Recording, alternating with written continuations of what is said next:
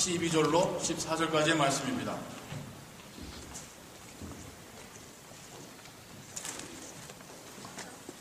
제가 가진 성경 신약 318페이지에 있습니다. 빌립보서 1장 12절로 14절의 말씀입니다.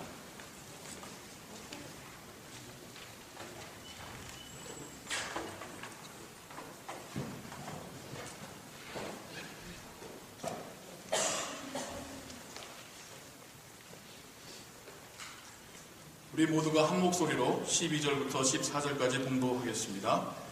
형제들아, 나의 당한 일이 도리어 복음의 진보가 된 줄을 너희가 알기를 원하노라. 이러므로 나의 매임이 그리스도 안에서 온 시위대 안과 기타 모든 사람에게 나타났으니 형제 중 다수가 나의 매임을 인하여 주 안에서 신뢰함으로 겁없이 하나님의 말씀을 더욱 담대히 말하게 되었느니라. 여러분, 바울에 대해서 잘 알고 계시고 수차례 들으셨을 줄로 압니다. 바울의 그 삶은 주를 위해 사는 삶이었고 선교의 삶이었죠. 근데 그의 삶의, 그의 선교의 또한 사역의 마지막 부분은 감옥에서 많은 시간을 보내야 했습니다. 오늘 우리가 함께 읽었던 이 빌립보서의 말씀도 감옥 안에서 바울이 빌립보 교회를 향하여 쓴 편지의 일부분입니다. 당시에 시위대의 군사들, 로마의 군병들이 잔혹하기가 이루 말할 수 없었다고 합니다. 당시에 전 세계를 제패했던 로마가 그렇게 승승장구할 수 있었던 이유 중에 하나가 그 군사들을 굉장히 악랄하게, 굉장히 난폭하고 잔혹하게 훈련을 시켰던 그런 이유도 있었다고 제가 그렇게 들어서 알고 있습니다. 그러한 군사들이 지키는 감옥이고요. 여러분 패션 오브 크라이스트를 보셨겠지만 그곳에서도 정말 한 인간을 그렇게까지 잔혹하게 대할 수 있는 그 사람들의 어떤 그 무자비한 것을 우리가 또한 영화에서도 잠깐 볼 수가 있었겠죠. 바울의 선교의 거의 마지막 부분입니다. 나이도 이제 많이 지긋해졌고요. 선교하면서 너무 많이 다치고 고생을 해서 몸도 건강하지 못하고요. 그것도 햇빛도 잘 들지 않는 그 지하 감옥에서 누더기를 걸치고 있는 한 노인이 바로 사도 바울의 모습입니다. 그곳에서 그는 그리스도의 말씀을 전하기를 그치지 아니하였습니다. 그 말씀이 그 시위대의 군병들마저도 감화시키고 변화시키는 역사들이 있었더라고 바울이 오늘 우리가 함께 읽은 성경에 기록하고 있습니다. 정말 놀라운 일이지 않습니까? 여러 가지 이유로 할 수 없는 상황입니다. 그럼에도 바울은 복음 전하기를 멈추지 아니하였습니다. 이게 교도소 사역을 처음 시작한 사람이 성경에서는 바울인 것 같아요. 교도소에서마저도 복음 전하기를 그치지 않은 사람 바울이었습니다. 제가 지난 6월에 터키에 여러 예전 요한계시록에 나온 7교회의 지역들을 둘러보러 다녀오는 그런 여행을 다녀오게 되었습니다. 그곳에서 한 분의 여선교사님을 만나게 되셨는데요.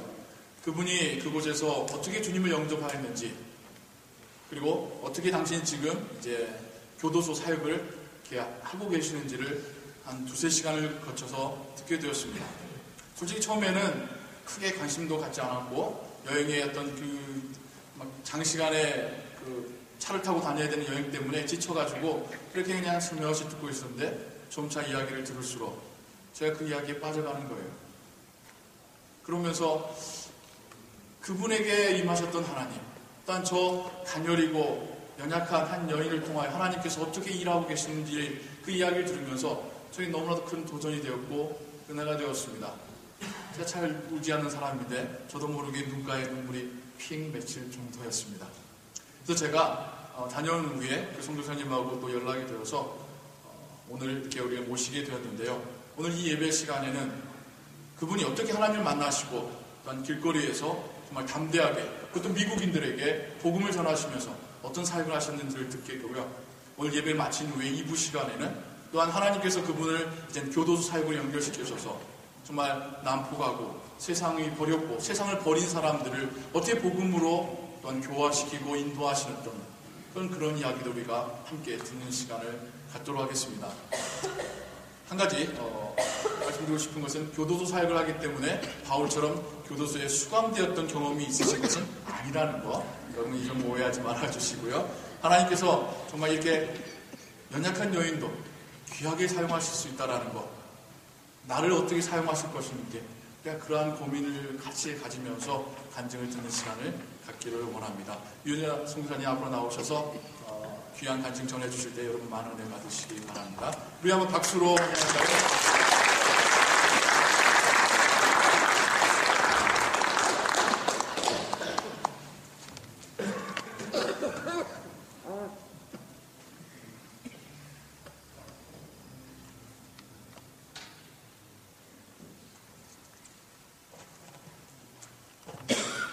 여러분 안녕하세요.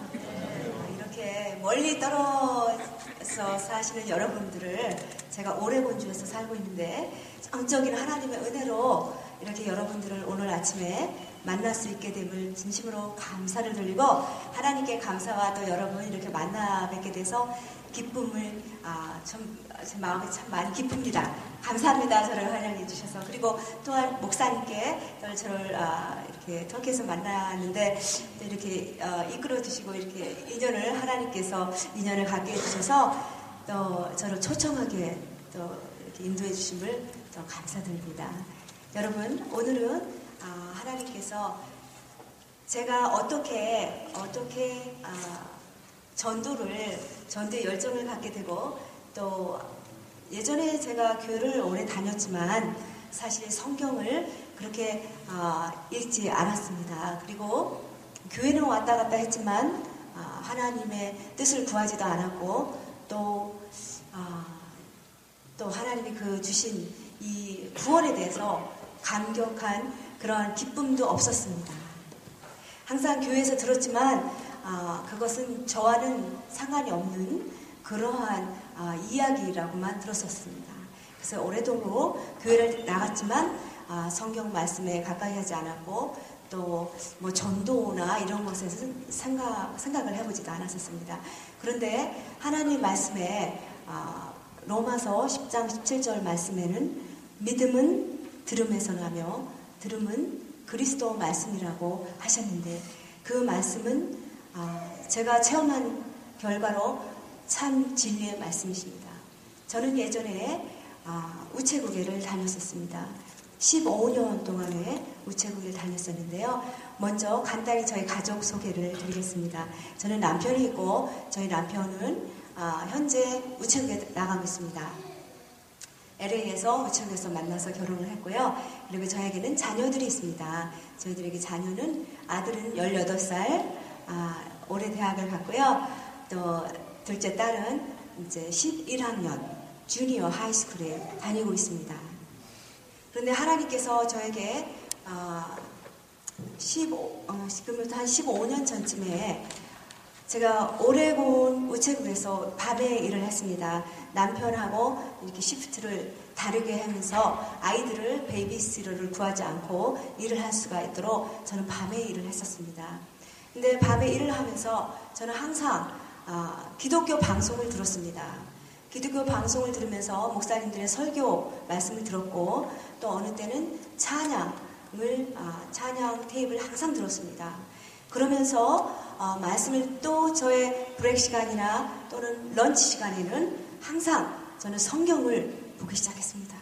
그리고 집에서도 마찬가지고 어디든지 저는 성경을 놓고 항상 성경을 손에 가지고 다니면서 또 차를 운전하고 다닐 때는 성경 말씀을 적어서 외우고 다녔었습니다. 그래서 시편 기자가 이야기했던 것처럼 정말 성경 말씀은 꿀성이같이 달았습니다.